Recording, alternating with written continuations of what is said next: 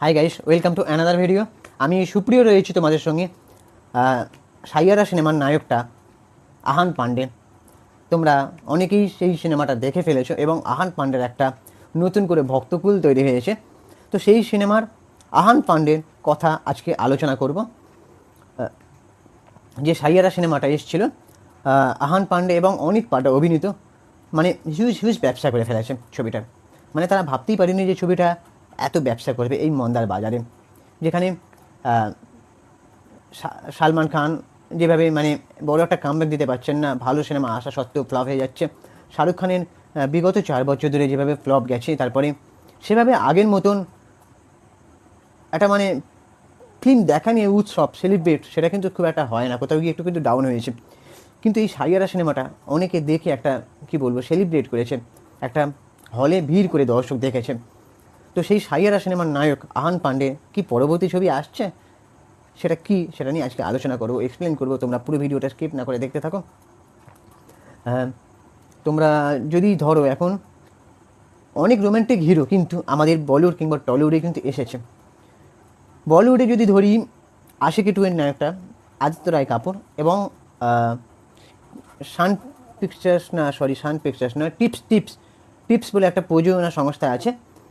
তার সেই মালিকের ছেলে রামাইয়া ভাস্তাভাইয়ের সিনেমার নায়কটা কিন্তু রামাইয়া ভাস্তাভাইয়া বলে একটা সিনেমা এসেছিল, রিমেক সিনেমা। আমার ওনার নামটা ঠিক মনে পড়ছে না। সেই সিনেমাটা কিন্তু ফ্লপ হওয়ার জন্য সেই রামাইয়া ভাস্তাভাইয়ের সিনেমার নায়কটা কিন্তু আর সিনেমা করেননি।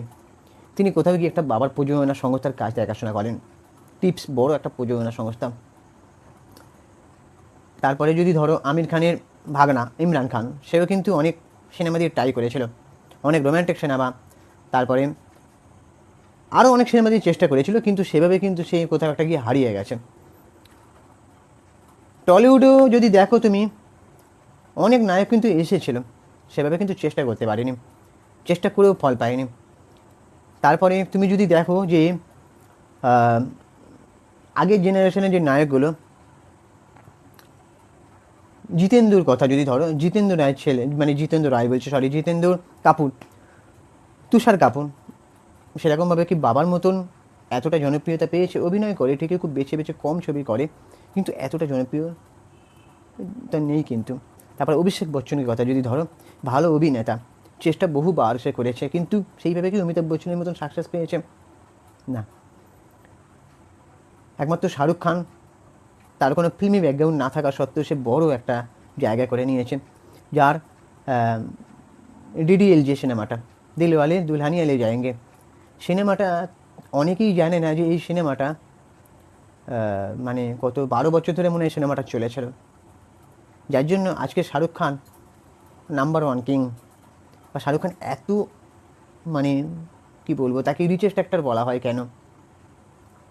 তার অনেক ব্যবসাও আছে, কিন্তু দিলওয়ালে দুলহানিয়া লে যায়েঙ্গে, তারপরে ডর বলে সিনেমাটা, এই সিনেমাটি তোরকে কিন্তু তার একটা বড় জায়গায় উচ্চতরে নিয়ে গেছে তাকে। এটাই বলা যে সালমান খানের কিন্তু কোনো, সরি, শাহরুখ খানের কিন্তু কোনো ব্যাকগ্রাউন্ড ছিল না। সালমান খানের একটা ব্যাকগ্রাউন্ড আছে, তার বাবা সেলিম বড় একটা পরিচালক ছিল, প্রযোজক ছিল সেলিম খান, কিন্তু সালমান খানের জনপ্রিয়তা কিন্তু আছে। এবার শাহরুখ খানের ছেলে আরিয়ান খান, সে একটা পরিচালক হিসেবে ডেবিউ করেছে, আর সালমান খানের সে তো বিয়েই করেনি, থাক সে কথা আর নাই বা বললাম।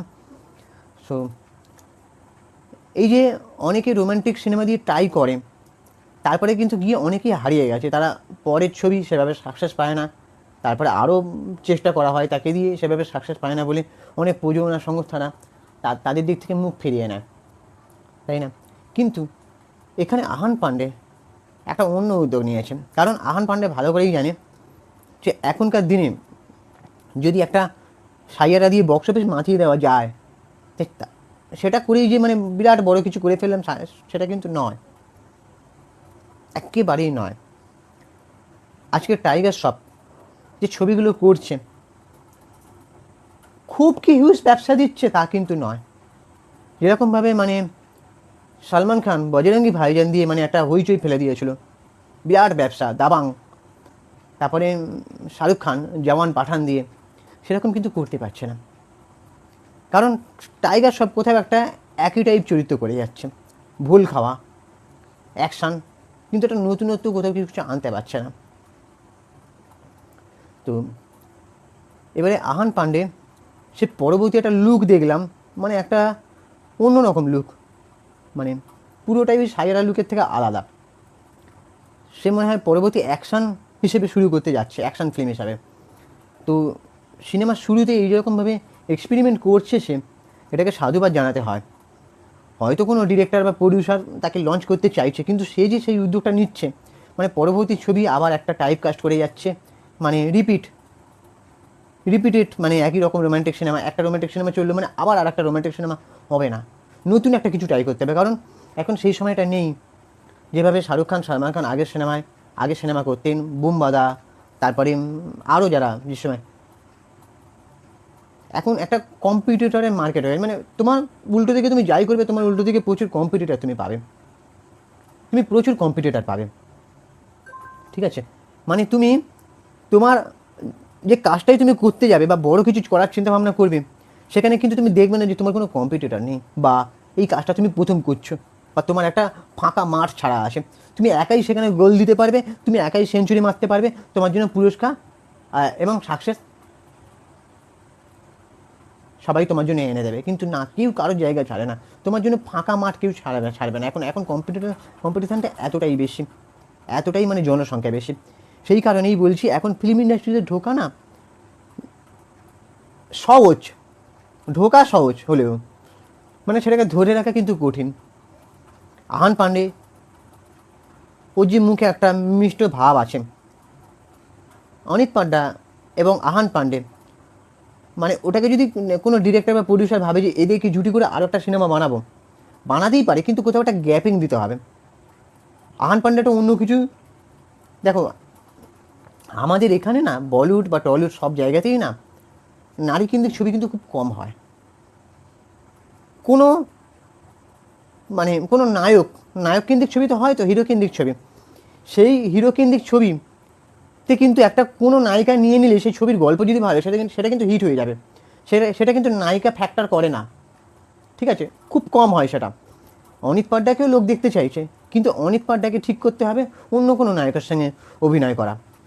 আহান পান্ডেকে আবার অন্যরকম চরিত্র, আবার তারা দেখা গেল তারা ভালো করছে, লোকে দেখছে, তখন আবার কী করতে হবে, একটু গ্যাপ দিয়ে আহান পান্ডে এবং অনিত পাড্ডাকে নিয়ে আসতে হবে।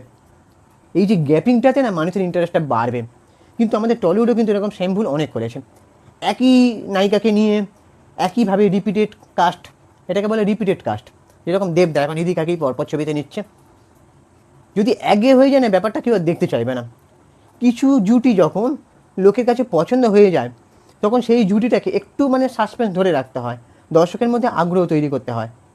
বা এর পরের ছবি আমরা এমন একটা নিয়ে আসতে চলেছি, সেখানে আহান পান্ডে এবং অনিত পাড্ডা থাকবে, ঠিক আছে? কিন্তু বারবার যদি একই ভুল করা হয়, তাহলে কিন্তু এরকমভাবে নতুন হিরো আসা সত্ত্বেও তারা কিন্তু কোথাও গিয়ে হারিয়ে যাবে, তাহলে আর কোনোদিন কোনো সুপারস্টার মেগাস্টার তৈরি হবে না, ঠিক আছে? আহান পান্ডে আমার মনে হয় সে পারবে, কারণ তার মধ্যে সেই মিষ্ট ভাবটা আছে, সে ভালো সাইয়ারাতে ভালো অভিনয় করেছে, আমার তো বেশ ভালো লেগেছে ছেলেটাকে। অনিত পাড্ডাকেও খুব ভালো লেগেছে। এবারে জানি না আহান পান্ডের সঙ্গে যে পরবর্তী ছবির প্ল্যান হচ্ছে, পরবর্তী এক্সক্লুসিভ আপডেট আমি দিয়ে দেবো তোমাদের সঙ্গে সঙ্গে। জানি না এই ছবিতে অনিত পাড্ডা থাকবে কি না, আমি খবর পেলেই তোমাদের এখানে মানে উপস্থাপন করবো সেই ভিডিও। তোমরা চ্যানেলটার সাথে কানেক্টেড থাকো। আর তোমাদের কারা সাইয়ারা ছবিটা ভালো লেগেছে, এই বিশেষ করে আহান পান্ডে এবং অনিত পাড্ডাকে, আমার তো দুজনকেই খুবই ভালো লেগেছে, এবং পরবর্তী আরও তাদের জুটে নিয়ে ছবি দেখতে চাই। কিন্তু ওই যে বললাম, কম্পিটিশনের মার্কেটে টিকে থাকতে হলে তোমাকে অন্যরকম কিছু করতেই হবে বস। একই কিছু করতে গেলে হবে না, তোমাকে এমন কিছু দেখাতে হবে যেটা অন্য কেউ করেনি, তাই না? এবার বাকি তোমাদের কি ওপিনিয়ন তোমরা জানো, এবং চ্যানেলটাকে সাবস্ক্রাইব করে দাও আর বেল আইকনটা প্রেস করে দাও। আর আমি ইনস্টাগ্রামে রয়েছি চিঙ্কি বাবু 2531, তোমরা ওখানে গিয়ে ফলো করে দাও। টাটা।